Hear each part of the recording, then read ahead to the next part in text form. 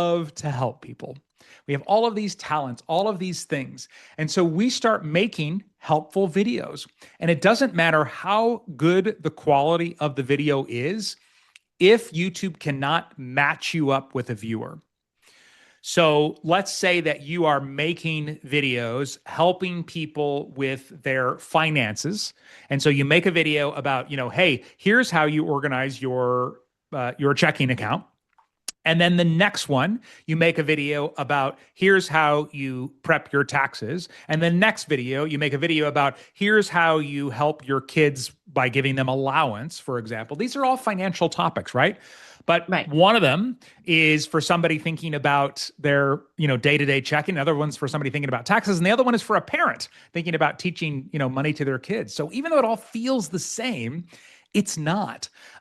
So what I like to do, I call it the channel filter, not a fancy name, but essentially you need to decide, one, who are your videos for, okay? And the more specific you can be, the better. So I had another client who I just started working with, and she was helping people with interior design for their homes, but she had videos for real estate agents trying to sell houses. She had videos for Airbnb owners trying to make really nice looking places so their photos would look good on Airbnb's website. And then she had videos for homeowners. That's 3 different audiences, even if it's the same topic.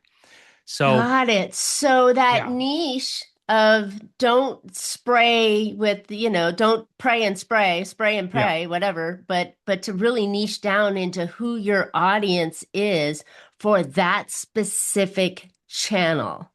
The more specific you can be, the faster YouTube is going to learn and understand. That's the goal there. Okay. So that's the first part. Who's it for? The second part is answer the question, what are they chasing? What is your viewer's dream outcome? And then the third part is, what are they escaping? So the way this works out is it's like who you're talking to, what are you trying to help them achieve? What do they really want? And then what do they want to avoid? And so for my main YouTube channel, which is all about helping you grow a channel in 90 minutes a week, it is for online entrepreneurs. It is helping them grow a lead generating YouTube channel. And then it is without taking all of their time. So love it. That's simple formula for doing it.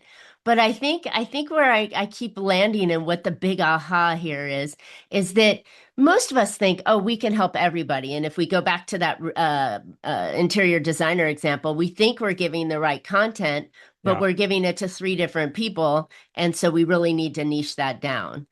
Yeah. And if you're a heart-centered entrepreneur, it's even harder because you're like, oh, well, the communication skills I teach are great for parents with kids and employees with their boss and senior citizens talking to their caretakers. Like it's too much. So we want to be narrow. And then that becomes your filter. And I developed this actually after working with a couple of clients that I would go and I'd look at their YouTube channel and I'm like, well, why'd you make this video? They're like, oh, it was a podcast. I wanted to be on their show, so I agreed to have them on my show. Or, oh, somebody asked me about that in my book club, so I just thought it'd be a fun video to make. And they weren't completely off topic. It wasn't like a business channel that all of a sudden was talking about horseback riding. But if it doesn't fit the filter, you can't put it on the channel. Okay? Got it.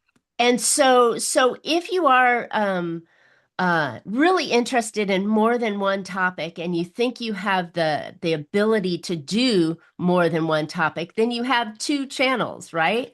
I mean, that's really where it's going to go. So if I happen to be, a business owner who loves Latin dancing, right, which I do, and I have pictures of me dancing and those that I like and the moves that I like, then I want to have a second channel for that, not put it on the same channel.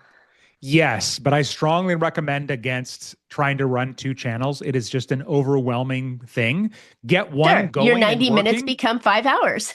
Right. Get one working and then figure out what that next piece is going to be for you. Because otherwise, I actually just did start a second channel and I'm already running into this and I know what I'm doing and I know how to do it, quickly. Gosh. But, the only thing harder than running 2 channels would be trying to start 2 channels at the same time. So get one going, get your systems in place, and then maybe consider the other one. And then the great news about this is if you have an existing channel, you can retrain the algorithm.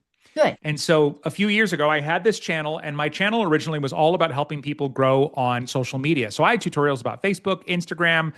I did some Snapchat tutorials back in the day, LinkedIn, all of it. But I'd started helping my private clients with podcasts. And it was because I developed this system where you could have a podcast, and then because, video podcasts were on the rise, and then turn that into all of your social media content. And Mm-hmm. I was like, okay, I think I want to teach this, but nobody knew me for podcasting other than this handful of clients. There were no blog posts, there was no speaking gigs, there were no video, like there was nothing. I had zero authority. So I went and I published 10 videos in a row on my YouTube channel, all about how an entrepreneur can start a lead generating podcast. And within 30 to 60 days, when people would sign up for the podcasting program I started offering, where'd you hear about Jerry Potter? A lot of them started saying, I searched for how to start a podcast on YouTube. And as you can Ah. imagine, that's a competitive keyword. But because YouTube all of a sudden went, oh, okay, he's helping people, he's helping business owners with podcasts, it immediately started, promoting me for that. And that's how quickly it can happen once it understands your channel. And so, yeah, I just like to emphasize, you can train YouTube or you can retrain YouTube. So how long does it take to train the YouTube algorithm to know that what you're doing? Is it just having enough content and making sure that all the all the boxes are checked inside of the YouTube channel and making sure that you've got all that lined in and dialed up so YouTube can recognize you? Or is there some sort of a game you have to play with YouTube to get it to recognize you? I wish I could say it's this exact number, but it absolutely isn't because there's just, there are too many variables, right? If you are going into a crowded space, it's going to take longer. Sure. I have a client that I worked with, and so when we start this, I did 10 for the podcasting, but when we start this, I say let's make 8 videos in a row. I call them your magnetic 8, and they're all designed to help that same person with that same problem.